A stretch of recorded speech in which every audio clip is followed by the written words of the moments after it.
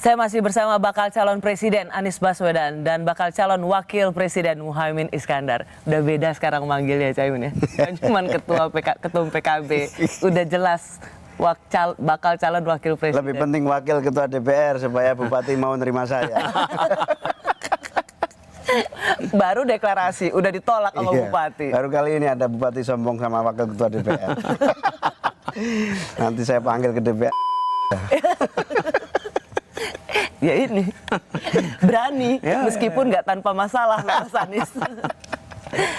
Nah, Mas Anies itu maksud pidatonya apa? Nggak mau ngeritik pemerintah lagi, nggak mau ngeritik Pak Jokowi. Waktu itu arahan kepada relawan di Jawa Tengah. Jadi kami meminta kepada relawan itu untuk fokus pada apa yang menjadi program kita. Sosialisasikan itu. Tapi jangan kritik pemerintah. Apalagi kalau bicara di tingkat grassroots, itu kita harus menjangkau baik pendukung Pak Jokowi maupun yang tidak sependapat dengan Pak Jokowi. Kenapa itu saya anjurkan kepada para relawan di Jawa Tengah? Ya supaya mereka bisa menjangkau semua. Kalau tidak mereka nggak akan bisa menjangkau. Kenapa? Karena slogan perubahan itu menjadi tidak relevan lagi? Bukan, kita memang terus akan bicara perubahan. Tapi bagi kerja di lapangan untuk para relawan, itu tidak akan membuat usaha menjangkau semua jadi lebih mudah, malah jadi lebih sulit. Oke. Lebih sulit. Karena itu saya sampaikan fokusnya apa? Fokusnya kita ini pada biaya pangan, fokusnya pada pendidikan, pada kesehatan, pada lapangan pekerjaan. Kita ingin ada perubahan nih. Oke. Mas Anies, Caimin. Jadi perubahannya punya niat nggak ganti aja slogannya jadi lebih. Jangan lagi, karena kan gini, Mas Anies itu identik dengan perubahan, pokoknya antitesanya Presiden Jokowi. Jadi tidak ada kelanjutan gitu. Ada perubahan? Oh, no. Tidak ada itu yang namanya tidak ada kelanjutan. Kenapa? Memangnya kita baru mulai membangun tahun 2019, baru mulai membangun 2014, baru 2009, 2004, tidak.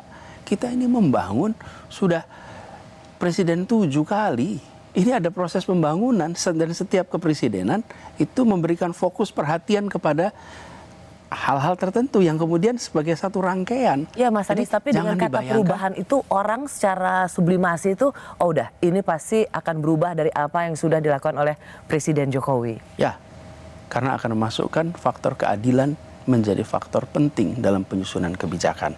Bukan hanya efisien, efektif, tapi adil. Kita ingin desa-desa punya porsi pembangunan yang setara. Kita ingin kampung-kampung nelayan punya perhatian yang setara.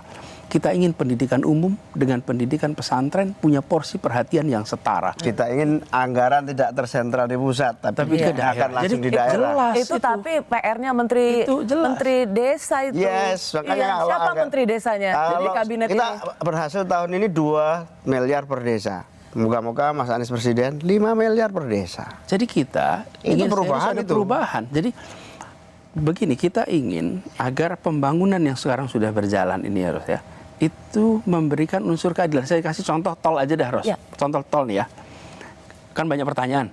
Pak Anies, ini pembangunan jalan tol yang sudah dikerjakan selama beberapa tahun ini bagaimana?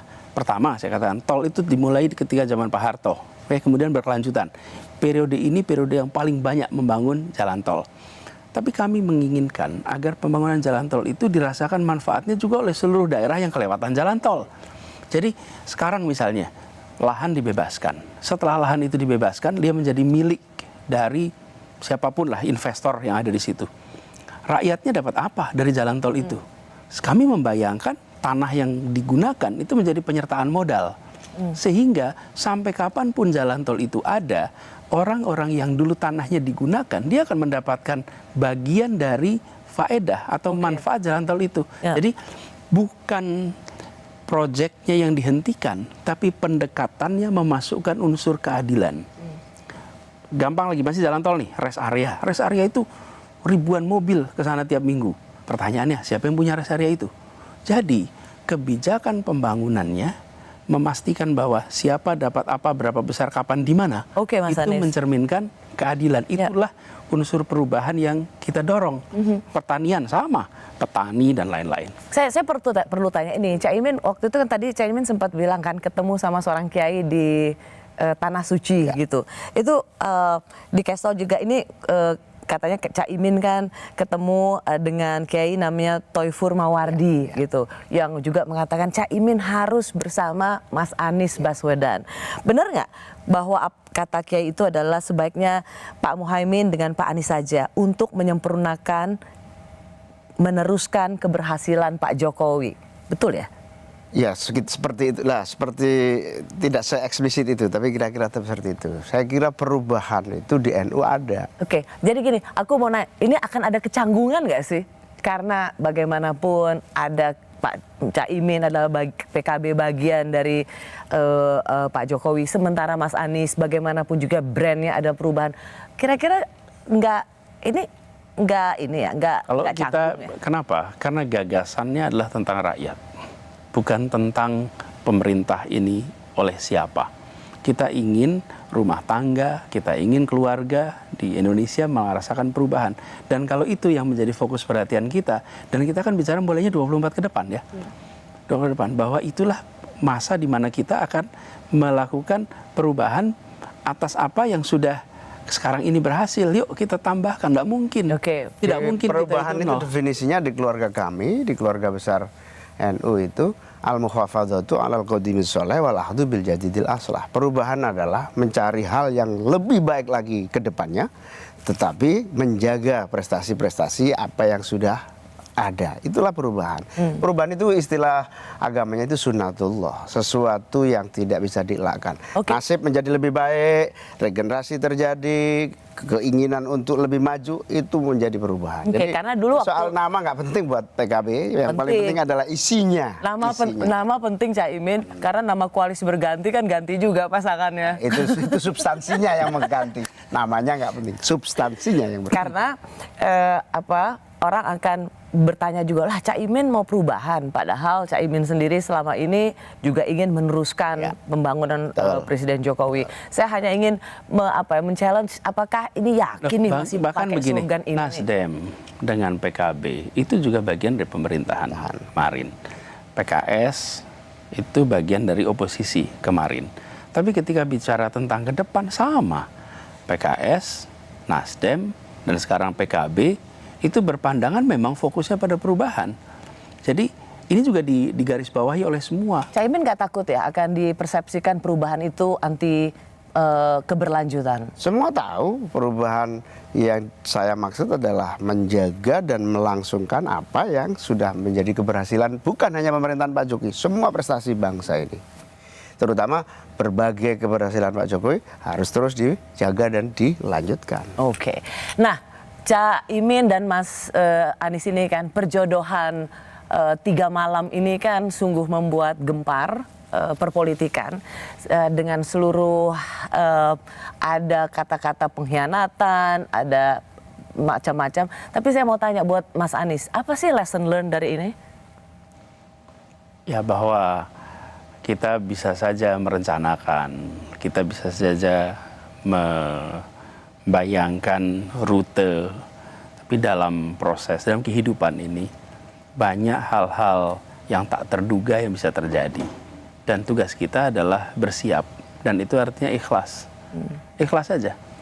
Ini ya, kira-kira ya, saya ketika hari Senin, Selasa itu sudah mengikhlaskan, kelihatannya nggak bisa berangkat nih, udah diikhlasin aja, dan udahlah, bismillah, kalau memang belum takdirnya ya sudah, kita berusaha berbulan-bulan ini menjaga jangan sampai ini nggak jalan, diikhlaskan. Dan ternyata ini pelajaran penting, ketika kita menyerahkan, setelah kita ikhtiar menyerahkan kepada Tuhan, muncul jalan keluar yang kita tidak duga.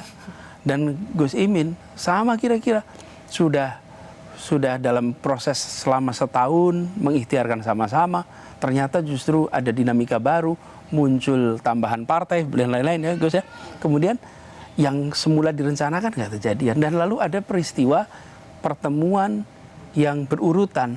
Yang satu pertemuan menyepakati bahwa sudah selesai ini, tidak mungkin masing-masing bebas memberikan opsinya. Berapa jam kemudian ada pertemuan ini. Jadi jalani dengan usaha kerja keras, tapi bawa keikhlasan. Insya Allah Tuhan akan memberikan, Allah akan memberikan pertolongannya. Caimin yakin nih sampai di KPU? Yakin, seperti yang sering kita diskusikan kalau kita ketemu, bahwa tujuan kita jelas, arah kita jelas, sasaran kita jelas, Indonesia yang lebih maju, lebih baik. Soal jalan menuju cita-cita perjuangan ini, koalisi hanyalah salah satu cara untuk melangsungkan dengan cepat seluruh tujuan itu. Saya bilang banyak jalan menuju Roma, Rossi. Saya WA gitu kan? Iya, Kamu tapi jawab banyak jalan menuju KPU. Enggak, saya bilang ke Roma jauh, makanya jalannya banyak. Nah, hari Tapi ini kantor KPU jalannya lebih dikit. Hari ini banyak jalan menuju KPU. Mohon doa restunya aja, moga-moga jalan KPU lancar, bulan depan bisa daftar. Oh, terima kasih, sehat selalu Cak Imin dan Mas Anies Baswedan. Saya rasa Anda menjadi pasangan pertama yang dideklarasikan. Saya selalu bercandain Cak Imin, saya selalu godain, yakin gitu. Cak Imin selamat ya, moga-moga wajahnya ada di kertas suara KPU. Amin, amin.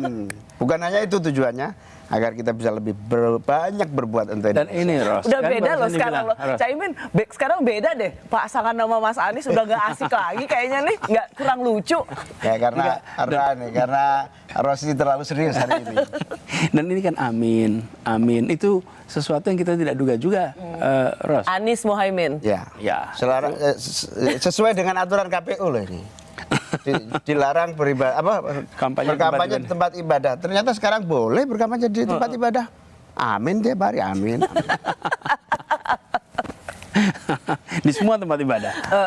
Jadi terima kasih, sukses. Semoga kita bisa sama-sama memasuki tahun politik kampanye ini dengan optimisme, semangat, Tekad dan kita sama, yang gembira. sama Dan Mas gak Anies, ada yang baperan. tekad kita sama Mas Anies sama. Kita jalani perjuangan politik ini dengan penuh ketenangan, kebahagiaan, dan tidak ada yang tersakiti. Insya Allah kita akan lulus. Insya Allah. Iya, karena kan situ udah dapat pasangannya. Enak bilang jangan tersakiti. Selamat ya, Mas Anies. Terima kasih, Cak Imin dipermudah dan dilancarkan semua janji politiknya. Sekali lagi terima kasih. Amin. Saya Rosyana Silalahi. Terima kasih sudah menyaksikan program Rosi tetap dari Kompas TV, independen terpercaya.